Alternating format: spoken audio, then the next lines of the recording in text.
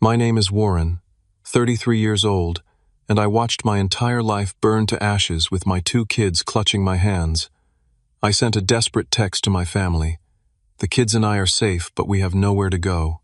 No one responded. An hour later, my cousin Bradley posted pictures from his pool party with the caption, "Family over everything." 3 weeks later, still homeless and sleeping on my friend's couch, my phone exploded with 88 missed calls and a text from my dad, "Help. $3,900 tonight." Without hesitation, I made a decision that would change everything. Before I continue this story, let me know where you're watching from in the comments below. Hit that subscribe button and like this video if you've ever felt abandoned by the people who should have been there for you the most. Life before the fire wasn't perfect, but it was stable. I had carved out a decent existence for my two children, 7-year-old Sophia and 5-year-old Liam, in our modest 2-bedroom apartment on the east side of town. The divorce from Jennifer had been finalized 18 months prior, and though the custody arrangement gave me the kids Monday through Friday with Jennifer taking weekends, she had slowly reduced her time with them to just occasional Saturdays. I worked as a construction manager for Riverside Development, putting in 45 to 50 hours weekly to keep food on the table and maintain the roof over our heads. The pay wasn't amazing, but it covered our necessities with a tiny bit left over that I squirreled away for emergencies. Our apartment wasn't fancy by any means. The carpet had seen better days, the kitchen appliances belonged in a museum, and the bathroom sink dripped continuously no matter how many times I replaced the washer. But it was home. The walls were covered with Sophia's artwork and Liam's superhero posters. The living room had our worn but comfortable couch, where we'd pile together for movie nights with bowls of popcorn and dreams that seemed within reach. Our morning routine had been perfected over time. I'd wake at 5:30 to shower and prepare breakfast before getting the kids up at 6:15. Sophia was always easier to rouse than Liam, who required multiple gentle shakes and promises of chocolate milk to extract from his superhero bedding. We'd eat breakfast together, a sacred time when I'd ask about upcoming school activities or what they wanted to do over the weekend. Then it was the organized chaos of brushing teeth, finding missing shoes, and making sure homework folders were packed before dropping them at school by 7:45 and racing to the construction site by 8:15. The layoff came without warning. Riverside Development lost their main financial backer, and suddenly 20% of the workforce was cut. My supervisor, Taylor, looked genuinely pained when he delivered the news, explaining there would be 2 weeks of severance pay and that he'd write me a glowing recommendation. I maintained my composure until I reached my car, where I allowed myself 5 minutes of panic before pulling myself together. The kids didn't need to see me crumble. My relationship with my extended family had grown distant after the divorce. My father, Richard, had made it clear he thought I should have tried harder to make the marriage work despite Jennifer's infidelity. My relationship with him had always been complicated. He was the type of man who called only when he needed something, usually money, to cover gambling debts or investments that never materialized. My cousin Bradley, my aunt's son, had once been like a brother to me growing up, but success in real estate had changed him. His social media became a catalog of material possessions and shallow relationships with occasional family gatherings where everyone pretended to be closer than they actually were. The small emergency fund I had built up began evaporating as I sent out resumes and took any odd construction jobs I could find. I was determined not to let the kids feel the financial strain. When Sophia needed new shoes for school, I skipped lunch for a week to afford them. When Liam had a field trip that required a $20 fee, I sold my prized collection of vintage tools that had belonged to my grandfather. The irony doesn't escape me now that just 1 week before the fire I had sat both kids down for our seasonal safety talk. We practiced our escape route from the apartment, reviewed where to meet outside if separated, and how to call 911. Sophia had rolled her eyes, having heard it all before, but Liam had been enthusiastic, treating it like a game. "Dad, if there's a fire, I'll help Sophia get out too," he had promised with the innocent confidence of a 5-year-old. "That's good, buddy, but remember, Daddy helps both of you first. Your only job is to follow me, okay?" I'd responded, ruffling his hair. Little did I know how soon we would put that plan into action. The night before the fire had been completely ordinary. We ate spaghetti for dinner, the kids' favorite. Liam had spilled his milk twice. Sophia had proudly shown me her math test with a bright red A. circled at the top. We watched an episode of their favorite cartoon before baths and bedtime stories. I kissed them both goodnight, checked that the front door was locked, and collapsed onto the couch to search for job listings until my eyes grew heavy. It was the last normal night we would have for a very long time. The smoke alarm's piercing wail jolted me from a deep sleep at 2:14 in the morning. For a split second, my groggy mind thought it was my alarm clock, but the acrid smell of smoke instantly cleared the fog of sleep. I launched from the couch where I'd fallen asleep watching job search videos, my heart hammering against my ribs. "Sophia, Liam," I screamed, already moving toward their shared bedroom. The hallway was hazy with smoke that seemed to be pouring from the building's shared wall with the apartment next door. The doorknob to the kids' room was warm, but not hot. I flung it open to find both children already sitting up in bed, confusion and fear etched on their small faces. Daddy Liam's voice trembled. "Is it a real fire?" "Yes, buddy. We need to go right now. Remember our plan." I kept my voice as steady as possible while adrenaline surged through my system. I grabbed Sophia's hand and directed her to hold on to Liam, then snatched the blanket from her bed to wrap around them. "Stay low, cover your mouths, and follow me," I instructed, demonstrating by crouching down. The smoke was thickening rapidly, making my eyes water and throat burn. We moved as quickly as possible through the apartment toward our front door. The heat was intensifying, and I could hear the ominous crackling of flames from somewhere in the walls. The wooden floor was hot beneath my bare feet as we reached the front door. I pressed my palm against it, cool enough to touch. With a prayer of thanks, I unlocked it, and we spilled out into the hallway. The scene was chaos. Other residents were emerging from their apartments, some coughing, others shouting for family members. The building's alarm system was now blaring, adding to the disorientation. "Stay with me," I ordered, gripping the children's hands tightly as we joined the stream of people heading toward the stairwell. The descent was tense and slow, with frightened neighbors pushing forward while trying not to trample those ahead. Liam stumbled on the second-floor landing, and I swept him up into my arms without breaking stride, Sophia clutching the back of my t-shirt. When we finally burst through the building's front doors into the cool night air, I gulped it gratefully into my burning lungs. I led the kids across the parking lot to the designated meeting spot we had practiced, counting at least a dozen other residents huddled in shock. From this vantage point, we watched in horrified silence as flames erupted from the third-floor windows, directly below our fourth-floor apartment. Orange light danced menacingly against the night sky, illuminating the faces of my neighbors with an otherworldly glow. Sophia began to sob quietly, and Liam stood frozen, his small hand gripping mine with surprising strength. "It's okay," I whispered, kneeling to pull them both into my arms. "We're safe. That's all that matters." But even as I spoke those reassuring words, my mind was racing ahead to the grim reality. Everything we owned was in that building.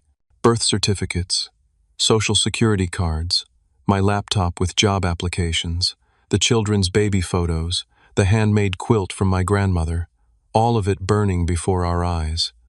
The fire trucks arrived within minutes, their sirens wailing and lights flashing across the faces of the gathered crowd. Firefighters jumped into action, unrolling hoses and shouting commands. One firefighter, a tall man with kind eyes visible above his mask, approached our group. "Everyone accounted for from apartment 412, he asked, consulting a clipboard. "Yes, we're all here," I confirmed. "Just the three of us." He nodded. "I'm Keith. You folks sit tight. We've got paramedics coming to check everyone, especially the little ones." Keith crouched down to Sophia and Liam's level. "You two did a great job getting out safely. Your dad must have taught you well." His simple kindness brought a lump to my throat that I struggled to swallow down. The children needed me to be strong right now. As the firefighters battled the blaze, I pulled my phone from the pocket of my sweatpants. Thankfully, I had grabbed it from the coffee table out of habit when the alarm sounded. With shaking fingers, I typed out a message to our family group chat that included my father, my two uncles, my aunt, and Bradley. "Our apartment building is on fire. The kids and I are safe, but we have nowhere to go. Could someone please come get us?" I stared at the screen, waiting for the responses that surely would come flooding in. Family helps family in crisis. That's how it's supposed to work. I glanced at my children huddled together under the blanket I'd grabbed, watching with wide eyes as their home continued to burn. An hour passed. No responses. The paramedics arrived and checked us for smoke inhalation. They recommended we go to the hospital for observation, but with no health insurance since the layoff. I declined, assuring them we were breathing fine. The Red Cross disaster response team set up a table and began taking names of displaced residents. They offered vouchers for a nearby motel for 2 nights. I accepted gratefully, but knew it was merely postponing the inevitable question, where would we go after that? With the children drowsy but too wired to sleep, we walked to a 24-hour diner 2 blocks away. They shared a plate of pancakes while I made calls. The insurance company was first, only to discover that my renter's insurance had lapsed 3 weeks prior when the automatic payment failed due to insufficient funds. I had meant to pay it manually but had forgotten in the stress of job hunting. As dawn broke, casting pale light through the diner windows, I checked my phone again. Still nothing from family. But there was a notification from Instagram. Bradley had posted new photos just an hour after my desperate text. They showed a pool party at his new house, complete with a barbecue, cocktails, and smiling faces, including my father, aunt, and uncles. The caption read, "Family over everything. Sunday, fun day, with the people who matter most." The betrayal hit me like a physical blow. While we sat in a diner homeless and in shock, they were celebrating together, phones undoubtedly in pockets, or on tables where my message had been received, read, and ignored. I paid for the kids' breakfast with my nearly maxed-out credit card and led them to the motel. As they finally fell asleep on the sagging mattress, I sat in a plastic chair by the window watching the sun rise on our new reality, feeling more alone than I ever had in my life. The Red Cross motel voucher bought us 2 nights of shelter, but reality came knocking persistently on the 3rd morning. Sophia and Liam remained remarkably resilient, treating our situation like an unexpected vacation, though I caught moments when their smiles faltered, especially when Sophia realized her treasured stuffed rabbit, to a gift from her grandmother before she passed, was gone forever. "When can we go home?" Daddy Liam asked over the complimentary continental breakfast chocolate milk, leaving a mustache on his upper lip. I swallowed hard before answering. "Our apartment is gone, buddy. We need to find a new home." His small face scrunched in confusion. "But where will we go today?" That question haunted me as I packed our meager possessions, just the clothes on our backs and the emergency toiletries provided by the Red Cross. I had exactly $322 in my checking account, a credit card with a remaining available balance of $400 and no income. Our first stop was the apartment building, where a meeting had been called for all residents. The landlord, Raymond, a perpetually harried man with thinning hair and a permanent scowl, addressed the crowd gathered in the parking lot. "The fire marshal has determined the cause was electrical wiring in the east wall," Raymond announced, reading from a clipboard. "The building is condemned until repairs can be made, which could take 6 to 8 months. Your security deposits will be applied to your final month's rent, as per your lease agreements." A chorus of angry voices rose from the crowd. A security deposit wasn't going to help anyone find new housing. I raised my hand. "What about our belongings? Can we retrieve anything?" Raymond sighed as if I'd asked an unreasonable question. "The 4th floor is completely destroyed. 3rd floor has severe water damage. 1st and 2nd floors might have salvageable items, but the structure isn't safe yet. We'll notify you when retrieval might be possible." So that was that. Everything we owned was either burned, water damaged, or inaccessible. I guided the children away from the building before they could ask more questions. Next, we visited the local Red Cross office, where a social worker named Andrea helped us apply for emergency assistance. "Do you have family you can stay with temporarily?" Andrea asked kindly, her eyes taking in the children's smoke-scented clothes. "No," I replied flatly, not wanting to elaborate on the pool party betrayal. "Friends, perhaps." I hesitated. There was Marcus, my closest friend from the construction company. We'd worked together for 5 years before the layoffs. He lived in a 1-bedroom apartment across town. It was a long shot, but I was running out of options. While Andrea helped us complete paperwork for emergency funds that would take days to process, I texted Marcus. His response was immediate. "Of course, man. It's not much, but you guys can crash here until you figure things out." Relief flooded through me. At least we wouldn't be sleeping in our car tonight. Before heading to Marcus's place, I made one more attempt to reach family. I called my father directly. "Richard speaking," he answered gruffly. "Dad, it's Warren. Did you get my message about the fire?" A pause.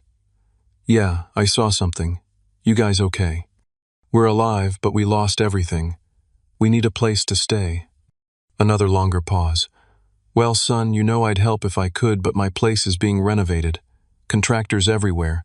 Not safe for the kids." I closed my eyes, picturing him lounging by Bradley's pool just yesterday. What about Aunt Linda or Uncle Steve? They're dealing with some things right now. Not a good time. His voice had the artificial concern of someone checking boxes on a form. "Listen, I gotta run. Keep me posted, okay?" The call ended before I could respond. Next, I tried Bradley directly. "Warren, man, I heard about the fire. That's rough." His voice sounded genuinely concerned, which made the next part even more confusing. "We need help, Bradley. Somewhere to stay for a few weeks." "Ah, geez, I wish you'd called yesterday. We just rented out our guest room to Melanie's cousin, and the basement's being remodeled." His excuses tumbled out rapidly. "But hey, I could probably loan you a couple $100 if that helps." I declined the offer, pride being the one thing I still possessed, and ended the call.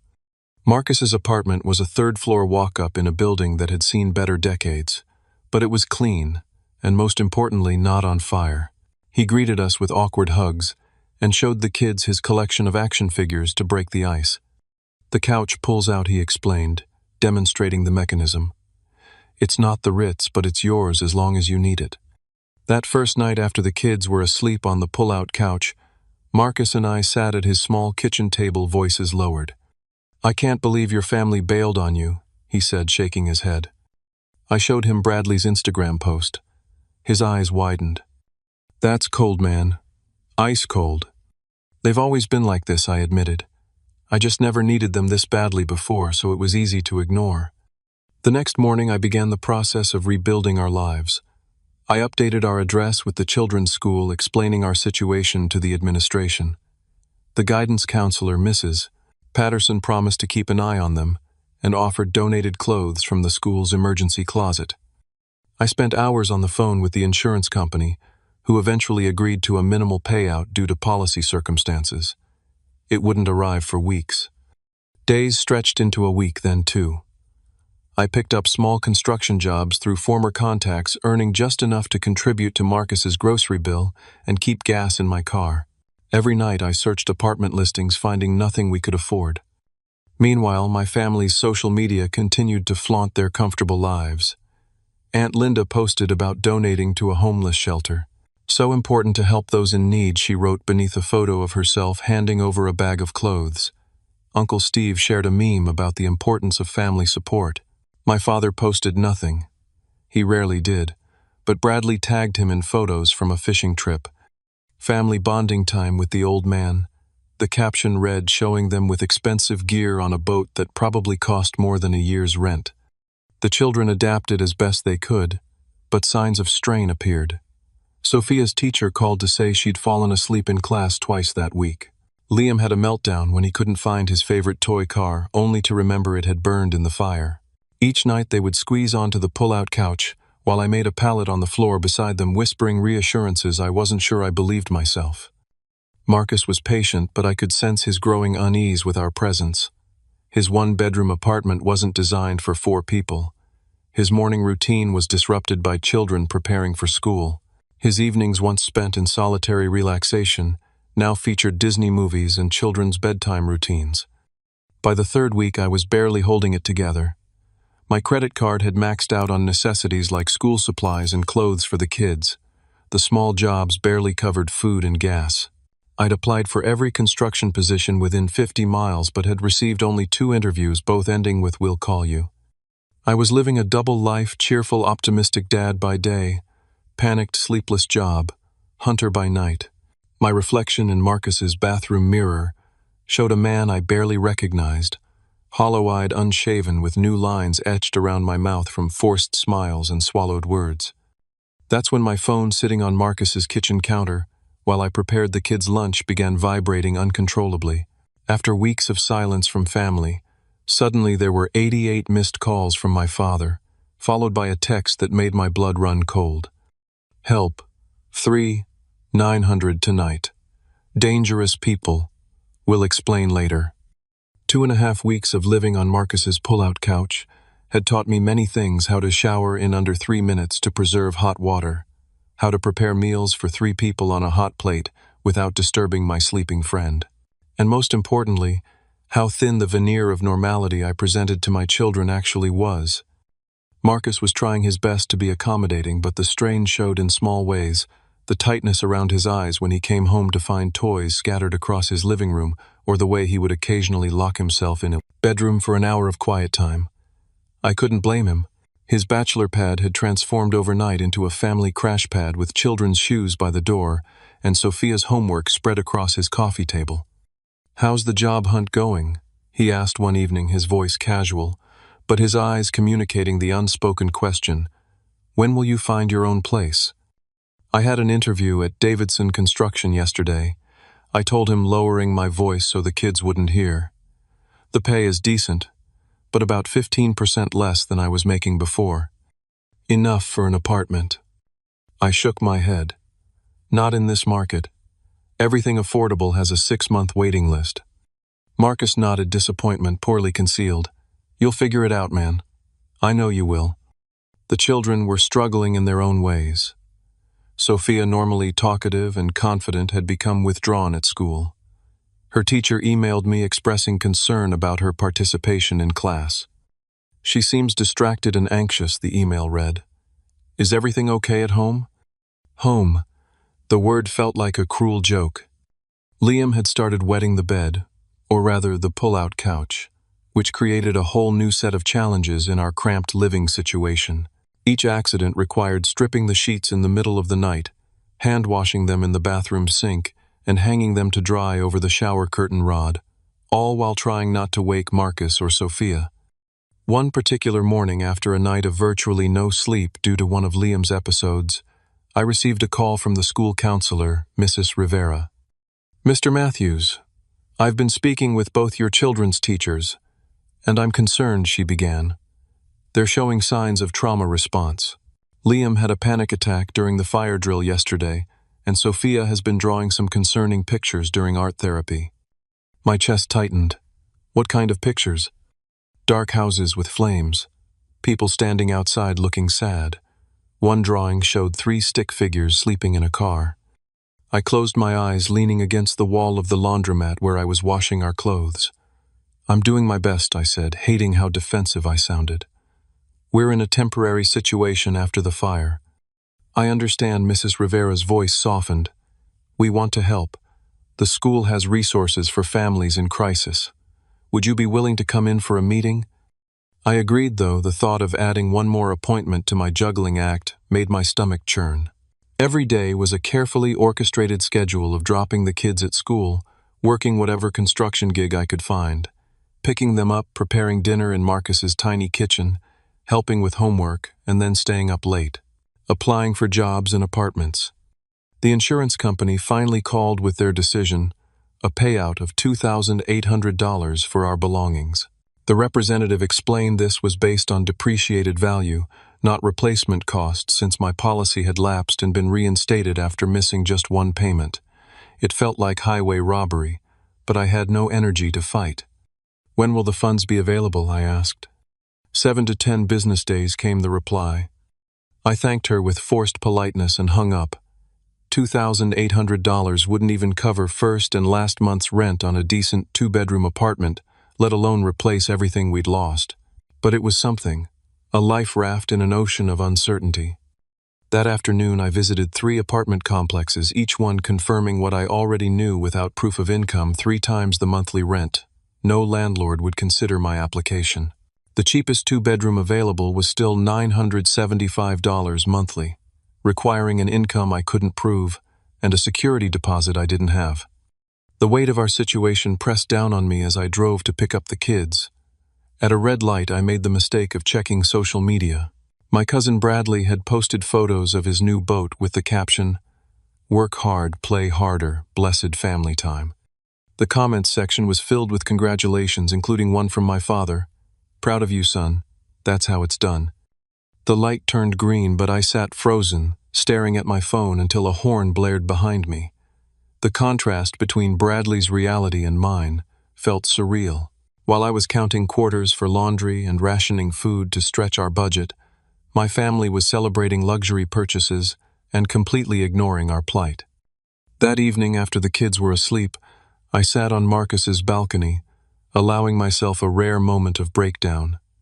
Silent tears tracked down my face as I considered our options, each one more desperate than the last.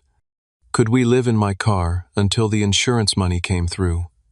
Would a shelter be better for the kids than continuing to impose on Marcus? Should I swallow my pride and beg my ex-wife to take the children temporarily, even though she'd made it clear her new boyfriend didn't want them around?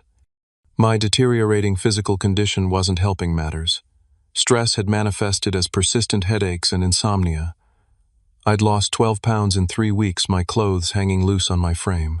The manual labor jobs I was picking up left my body aching, unused to such constant physical strain after years in management. A small victory came the next day when I received a call from Wellington Builders offering me steady part-time work, 25 hours weekly at $18 per hour. It wasn't enough for an apartment, but it would help us tread water while I continued searching for full-time employment. That night, Sophia asked the question, "I'd been dreading, Dad, when can we go home?" "I miss my room." I pulled her close, breathing in the scent of her hair. "We're going to get a new home soon, sweetheart. One that's even better than before. Will it have my own room? I'm tired of sharing the couch with Liam. He kicks in his sleep." "I'm going to do everything I can to make that happen," I promised, careful not to make guarantees I couldn't keep. Later, sitting in my car in the parking lot of a 24-hour grocery store, I finally allowed myself to fully break down. The sobs came from deep within my body, shaking with the force of emotions I'd been suppressing for weeks. I pounded the steering wheel in frustration, cursing the faulty wiring that had started the fire, the family that had abandoned us, and my own inability to fix our situation faster. When the storm passed, I wiped my face, took a deep breath, and drove back to Marcus's apartment where my children slept, believing their father could solve any problem, fix any crisis.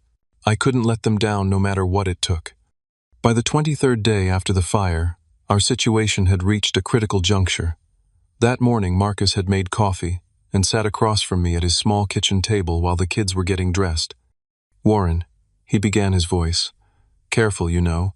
You guys can stay as long as you need to, but have you thought about other options? Maybe reaching out to Jennifer again?" Though his tone was gentle, the message was clear. Our welcome was wearing thin. I couldn't blame him. His generosity had already extended far beyond what most friends would offer. "I have that interview today at Grayson Construction," I told him. "If it goes well, we might be able to get our own place by the end of the month." Marcus nodded, but his expression remained doubtful. We both knew the reality of the housing market and my financial situation. After dropping the kids at school, I returned to the apartment to prepare for my interview. My phone had been unusually busy that morning, buzzing with calls from debt collectors. The credit card company wanted payment. The medical billing office from our last pediatrician visit was threatening collections. Each voicemail added another brick to the wall of anxiety closing in around me. I dressed in my only presentable outfit, slacks, and a button-down shirt I'd purchased from a thrift store with Marcus's help. They didn't fit perfectly, but they were clean and professional enough for a construction management interview. Before leaving, I checked my email to find a message from the Public Housing Authority regarding my emergency application. "After reviewing your documentation, we regret to inform you that your application cannot be processed due to incomplete paperwork. Your income verification forms are missing required signatures." Another door closed. I had completed those forms at 2 in the morning, after a 14-hour day, my eyes burning with exhaustion. Apparently, I'd missed a signature line somewhere in the 20-page document. The thought of sleeping in my car with the children was becoming less abstract and more like an imminent reality. I could almost visualize it. Sophia and Liam curled up in the back seat under blankets, asking questions I couldn't answer while I reclined uncomfortably in the driver's seat, one eye open for security guards who might chase us from whatever parking lot we found. With these thoughts weighing heavily, I drove to Grayson Construction for my interview. The company had a solid reputation, and the position was for a site manager overseeing residential projects, exactly my area of expertise. The starting salary mentioned in the job posting would be tight, but potentially enough for a small 2-bedroom apartment in one of the outlying suburbs. Harold Grayson himself conducted the interview, a gruff man in his 60s, with calloused hands and keen eyes that missed nothing. "Your experience is impressive," he noted, reviewing my resume. "Why'd you leave Riverside?" "Layoffs due to lost financing," I explained. 20% of the workforce was cut. He nodded. "Heard about that. Tough break." He continued asking detailed questions about my management style, technical knowledge, and availability. The interview stretched from the scheduled 30 minutes to nearly an hour, a promising sign. "One more thing," Harold said as we were wrapping up. "This position requires occasional weekend work when we're pushing to meet deadlines. Would that be a problem with your kids?" I hesitated, calculating childcare costs against the potential salary. "No, sir, I can make arrangements." "Good man. We'll be making our decision by Friday. Expect a call either way." I thanked him and walked out feeling cautiously optimistic. It wasn't a guarantee, but it was the best prospect I'd had since the fire. A small flame of hope flickered to life as I headed to my car. That flame was immediately doused when I checked my phone. During the interview, my father had called 88 times in the span of 40 minutes. 88 missed calls followed by a text message that made my stomach drop. "Help. 29 censored tonight. Dangerous people, will explain later." I sat in my car staring at those words until they blurred. $3,900, tonight, after weeks of silence, after the pool party, after ignoring our homelessness. Now he needed me. The absurdity of it was almost laughable. I called him back immediately, my hands shaking with a combination of anger and worry. "Dad, what's going on?" "Warren, thank God." His voice was pitched higher than normal, edged with panic. "I need your help, son. I got in over my head with some people. They're threatening to break my legs if I don't pay by midnight." "What kind of people?" I demanded. "Just some guys I owe money to. From cards." Cards meant poker. Again. "Why 3,900 specifically?" "It's 3,000 original debt plus interest. They're not patient people, Warren." I leaned my forehead against the steering wheel. "Dad, I don't have that kind of money. We lost everything in the fire. Remember? The fire you never asked about, the one that left your grandchildren homeless." A pause. I know. I should have called sooner. Things have been complicated. But Warren, these guys are serious. They know where I live. They mentioned knowing about you, and the kids too." A cold feeling spread through my chest. "You told gambling debts about your grandchildren." "Not intentionally. It came up in conversation. Look, can you help me or not? The insurance must have paid you something." "The insurance money. The $2,800 that was supposed to help us rebuild our lives. Money for a security deposit on an apartment for replacing the children's clothes and school books for getting back on our feet." "I'll think about it," I said finally. "I need to figure some things out." "There's no time to think." His voice rose. "They're coming at midnight." "I'll call you back," I said firmly, and ended the call. I sat in the parking lot for a long time, my mind racing. The moral dilemma tore at me from all directions. My father had abandoned us in our time of need, yet he was still my father. He'd made countless poor decisions, yet he was potentially in physical danger. The money would set our recovery back by months. Yet could I live with myself if something happened to him?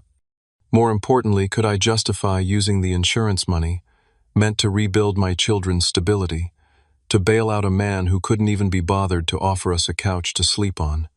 As I wrestled with these questions, my phone buzzed with a text from my cousin Bradley. "Hey, 'cause hope things are looking up for you guys. Remember, family sticks together through thick and thin." The hypocrisy was the final straw. 3 weeks of abandonment followed by hollow platitudes while my father demanded our rebuilding money to cover his gambling debts. Something inside me shifted. This wasn't just about money. It was about breaking a cycle of toxic relationships and setting an example for my children about self-respect and healthy boundaries. With newfound clarity, I started the car and drove to the bank where the insurance check had been deposited 3 days earlier. I withdrew the full amount in cash, feeling the weight of the bills in my hand. Then I drove to the address my father had texted, a dingy sports bar on the edge of town. Richard sat hunched at a corner table nursing a beer, his eyes darting nervously toward the door each time it opened.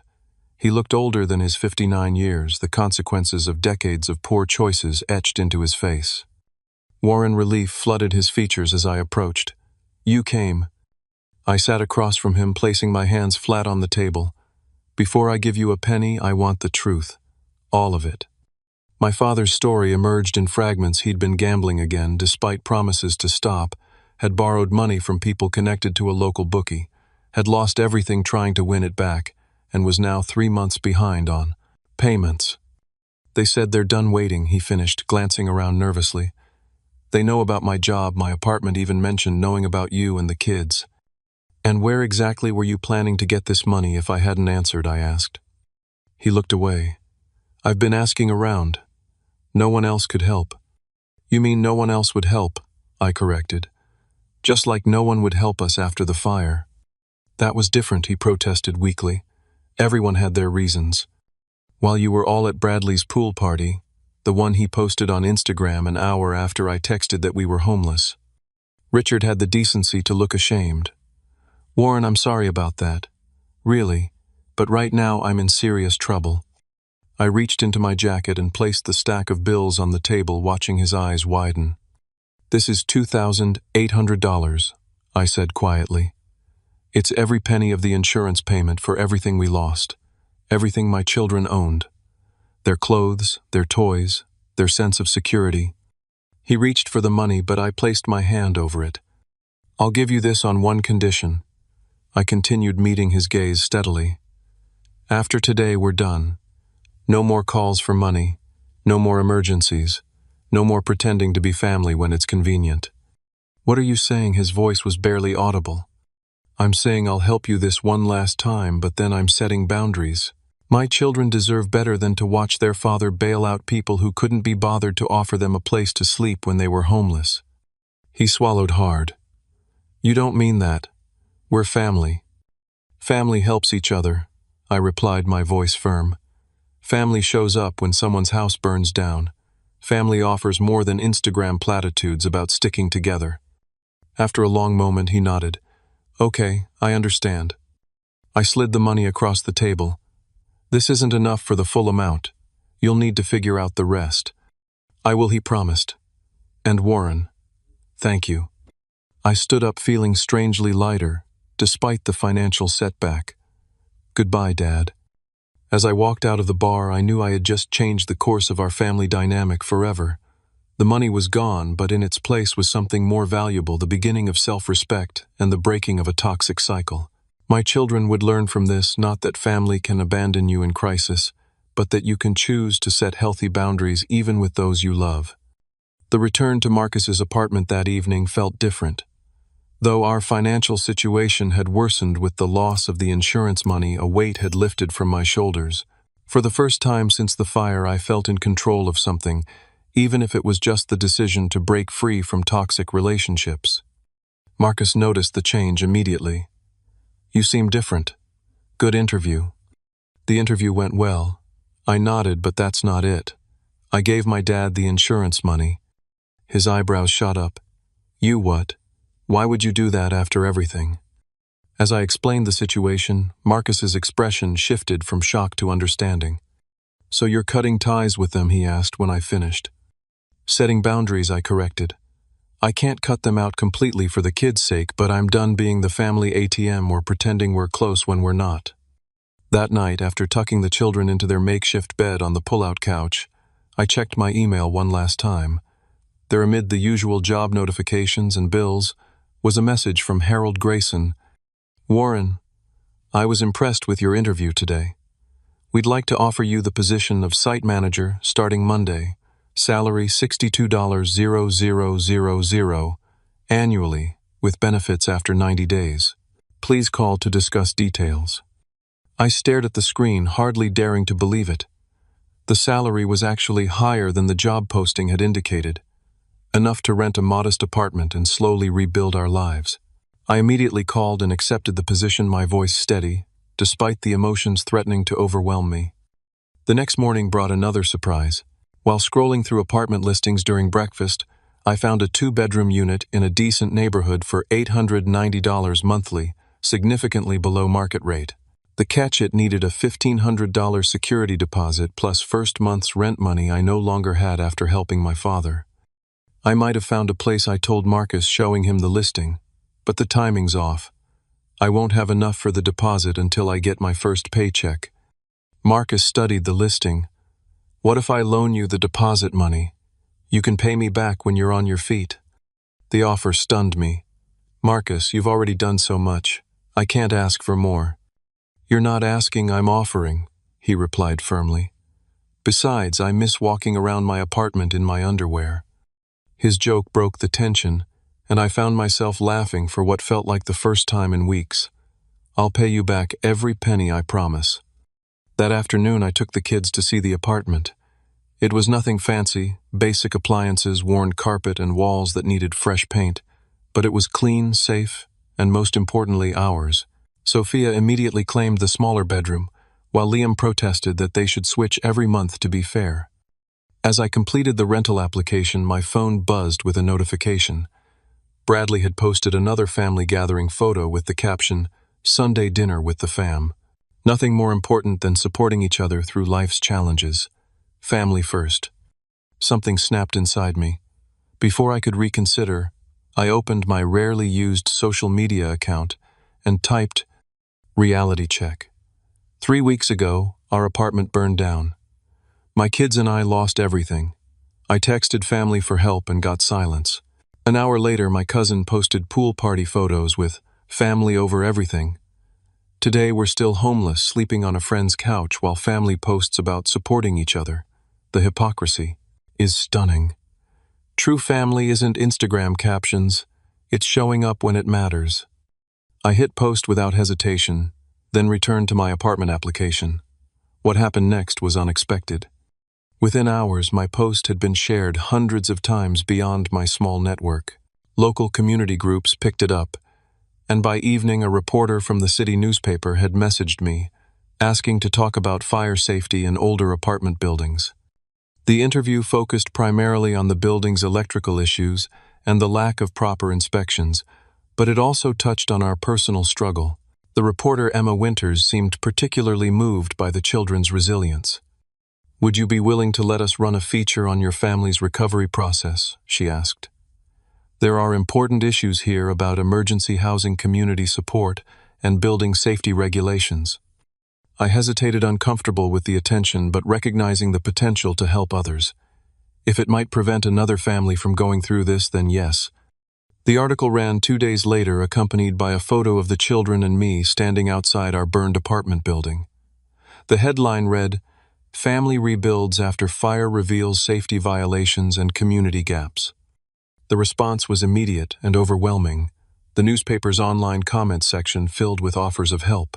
My phone buzzed constantly with messages from strangers wanting to donate furniture, clothes, and household items. The local firefighters association reached out about a program that provided beds for children displaced by fires. My first instinct was to decline.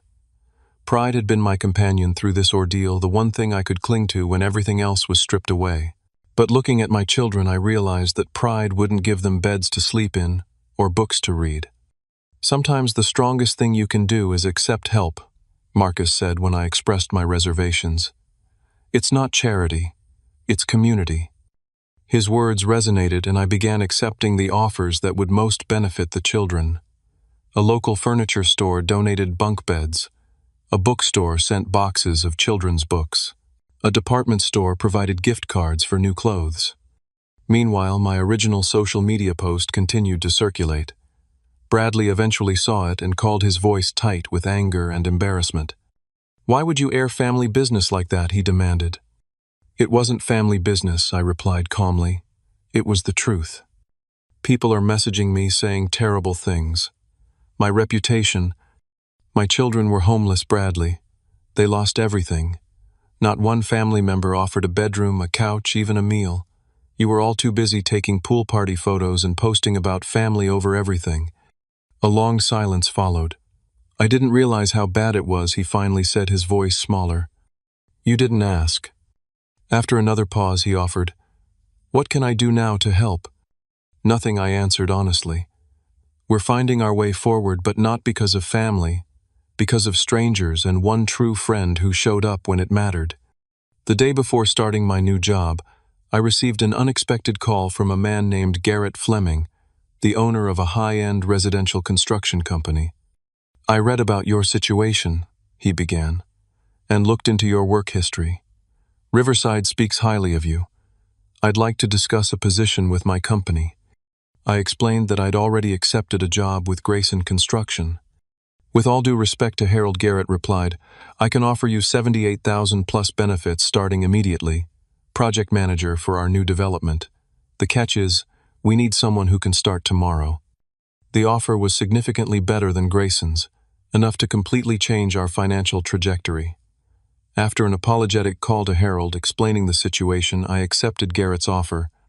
That weekend, with Marcus's loan and my signing bonus from Fleming Construction, we moved into our new apartment. Community donations had provided most of the essentials: beds, a dining table, cookware, and clothes for the children. It wasn't fancy, but seeing Sophia and Liam explore their rooms with excitement made it feel like a palace. That first night in our own space after the children were asleep in real beds for the first time in nearly a month, I stood in our sparse living room and allowed myself to feel the full weight of all that had happened. The terror of the fire, the abandonment, the struggle, the unexpected kindness of strangers, the boundaries set with toxic family, the beginning of something new. I opened the sliding glass door to our small balcony and stepped outside, breathing deeply of the night air. From this vantage point, I could see the lights of the city stretching into the distance, thousands of homes with thousands of stories unfolding behind illuminated windows. Somewhere out there was the burned shell of our former apartment. Somewhere else was my father dealing with the consequences of his choices. And here, in this modest apartment, was the beginning of our rebuilt life. For the first time since the fire, I felt a genuine sense of hope. Not the desperate hope that had sustained me through our weeks of homelessness, but a calm, steady belief that we would be okay. Different, perhaps, changed by what we'd experienced, but ultimately, stronger. 6 months after the fire, our lives had transformed in ways I never could have predicted during those dark days on Marcus's pull-out couch. The apartment had become a true home with photographs on the walls, new ones capturing our fresh start, colorful rugs, covering the worn carpet and the comfortable clutter of a family living fully. My position at Fleming Construction had proven to be more than just a job. It was a career advancement that would have taken years to achieve otherwise. Garrett had become not just a boss but a mentor, teaching me aspects of the business I'd never been exposed to before. "You have a good eye for detail," he commented one afternoon as we toured a nearly completed luxury home. "And the crew respects you. That combination is rare." The children had settled into a new routine. Therapy had helped them process the trauma of the fire and homelessness. Sophia's nightmares had subsided, and Liam no longer froze at the sound of sirens. Their resilience continually amazed me. One of my first priorities upon moving into the apartment had been establishing comprehensive safety measures. We had smoke detectors in every room, carbon monoxide detectors, fire extinguishers, and an escape ladder stored under each child's bed. We practiced our emergency plan monthly, and while the children sometimes rolled their eyes at my insistence, they participated without complaint. "Dad, if there's a fire, I grab my go bag and meet you at the big tree," Liam would recite dutifully. No stopping for toys. Each child had a waterproof bag containing a change of clothes, a small comfort item, a flashlight, and a laminated card with important contact information. These bags hung on hooks by their bedroom doors, constant reminders of our experience but also symbols of our preparedness. Our circle of support had expanded beyond what I could have imagined. Marcus remained a constant presence, joining us for dinner every Sunday night. Through a parent support group suggested by the children's therapist, I'd met other single parents navigating their own challenges. These new friends understood the daily struggle in ways my biological family never had. Together we formed a network of practical support, trading childcare, sharing resources, celebrating victories both large and small. When Sophia won her school spelling bee, 6 adults cheered from the audience. When Liam scored his first soccer goal, the sidelines erupted with familiar voices. This chosen family filled the void left by the relatives who had proven themselves unworthy of the title. It wasn't perfect, nothing is, but it was genuine, built on mutual respect and actual support rather than empty social media platitudes. Speaking of family, my father had attempted to contact me several times in the months following our confrontation at the sports bar. His texts followed a predictable pattern: casual greetings that evolved into thinly veiled requests for money. Each time I responded with a simple reminder of our agreement. "I hope you're well, Dad, but as we discussed, I can't provide financial assistance anymore." After the third such exchange, his messages stopped entirely. According to my aunt, who had reached out with a half-hearted apology after my social media post went viral, he had moved in with Uncle Steve temporarily before finding a room to rent from a coworker. Whether he had resolved his gambling debts or simply kicked the can further down the road, I didn't know. And for the first time in my adult life, I realized it wasn't my responsibility to know. The boundaries I had established felt like guardrails on a mountain road, not constraining but protecting. They created space for what mattered most: my children's well-being and our collective future. That protection was tested 4 months after the fire, when my phone displayed my father's number late one evening. Against my better judgment, I answered. "Warren." Thank God his voice had the familiar, desperate edge. "I need your help. Just a small loan until payday. $700. Medical emergency." I closed my eyes, feeling the old pull of obligation. What kind of medical emergency? "Dental work. Abscessed tooth. The pain is unbearable. Have you tried the county dental clinic? They offer services on a sliding scale." A pause. "They have a waiting list." "Then I suggest you get on it," I replied evenly. "I'm sorry you're in pain, but I can't send money." "Warren, please. I'm your father." "Yes, you are. And I'm a father too. That's why I need to prioritize my children's security." After he hung up, I sat on our balcony watching the sunset and reflecting on how different my response had been from just months earlier. The guilt that would have consumed me before was now just a faint echo. In its place was the quiet certainty that I was breaking a generational cycle of toxic dependency. My cousin Bradley had made his own attempt at reconciliation, sending an elaborate gift basket after the newspaper article appeared. The attached card read, "Family should stick together. Sorry we weren't there for you." I returned the basket with a note. "Apology accepted, but trust is rebuilt through actions, not gifts." 2 weeks later, he invited us to a barbecue at his home, the first direct invitation in years. After careful consideration, I accepted, bringing the children for a brief appearance. The visit was cordial but distant, like the first diplomatic meeting between nations with a complicated history. "Your place looks nice," Bradley commented awkwardly as he walked us to our car afterward. "Maybe I could stop by sometime, see how you've settled in." "Maybe," I replied, neither committing nor refusing. "We'll see." This measured reintegration felt right, allowing space for potential growth while maintaining firm boundaries. The children deserved to know their extended family, but only in contexts that were healthy and appropriate. One unexpected outcome of our experience was my involvement with a local advocacy group focused on tenant rights and building safety regulations.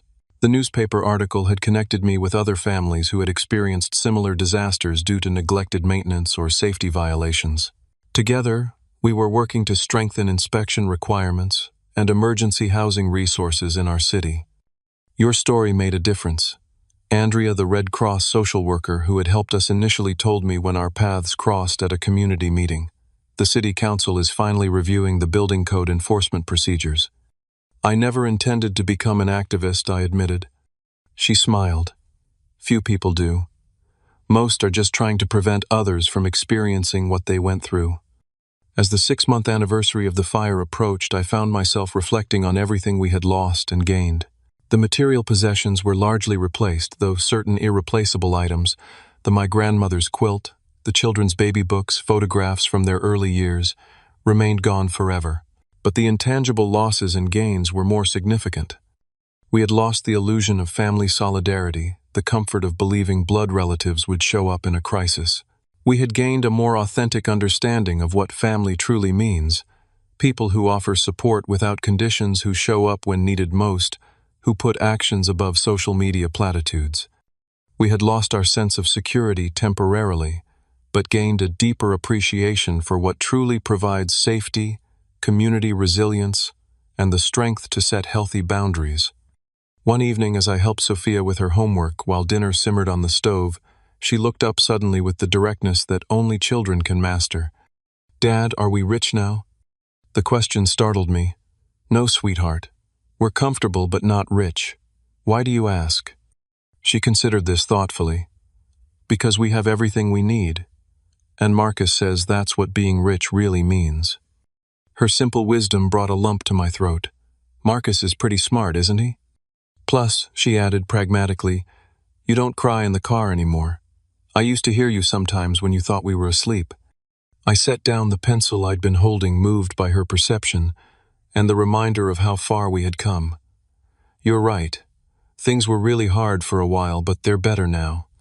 Because we have our own family." Liam piped up from where he was building with blocks on the floor. "Not the ones who didn't help us, but the ones who did." Out of the mouths of babes comes wisdom that adults spend years trying to grasp. My children had already internalized the lesson that had taken me 33 years, and a catastrophe to learn family is defined by actions, not blood, by presence, not promises, by support freely given, not reluctantly extracted. As we sat down to dinner that night, I looked at their faces across our second-hand table in our modest apartment and felt a fullness that had nothing to do with material success. We had lost a home but built something more valuable, the knowledge that our worth isn't determined by others' treatment of us, and that true connections are formed through adversity, not convenience. The fire had burned away more than our possessions. It had consumed illusions and pretenses, leaving behind the essential truth that resilience isn't about never falling, it's about who helps you stand again and learning to be that person for others. Have you ever had to redefine what family means to you? Share your experience in the comments below. If this story resonated with you, please hit that like button and subscribe to hear more journeys of resilience and recovery. And remember, sometimes the most powerful thing you can do is set boundaries with those who hurt you and open your heart to those who truly care. Thank you for listening, and may you find your own chosen family who stands by you when it matters most.